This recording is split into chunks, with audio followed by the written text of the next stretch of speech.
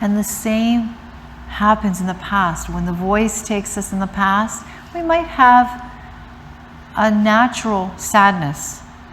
Something happens. We split up from somebody in a relationship and we feel sad. Of course we're going to feel sad. But then the voice says, but then you're never going to find someone like that again.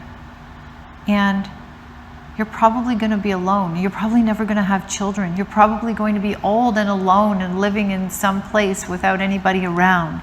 And it grows and grows and grows again until this irrational and distorted perception that starts creating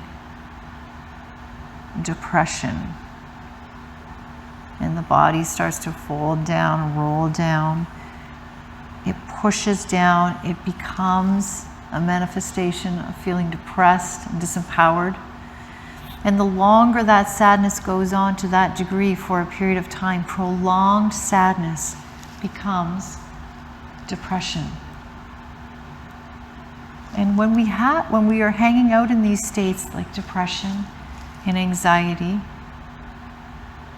our neurochemistry changes to adjust to that. So not only do we have this going on in our mind, but our neurochemistry is going, I guess this is the new homeostasis. So we'll just stay here.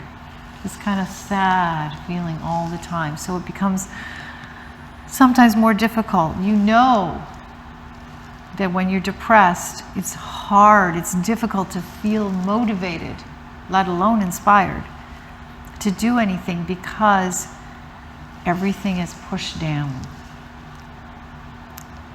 Some neurochemicals in your brain are depleted, pushed down, and you don't have that same drive. And the same with anxiety. The body chemistry changes to adjust to this fear and to become hypervigilant and make sure that nothing else is going to happen that's going to create fear and panic in our lives. So it becomes, the homeostasis becomes to be hypervigilant, to make sure that you're constantly aware of what's going on. And so the ego voice likes to take us down one to the past or down the other to the future. But where it never takes us is to the present. It never takes us to the present moment, because it is in the present where our energy is, where our life force is. This is where we live. This is all the life we have, is right now, right here in the moment.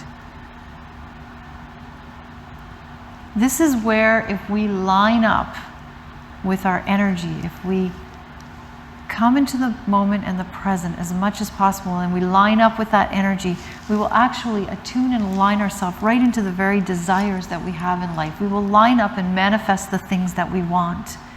But the ego voice keeps pulling us out of our natural state of well-being, in evaluating and judging us, so that we're hanging out, reacting to what it's telling us more than we're ever residing in the life that we've been given, which is now, here in the moment. It is the only life we have.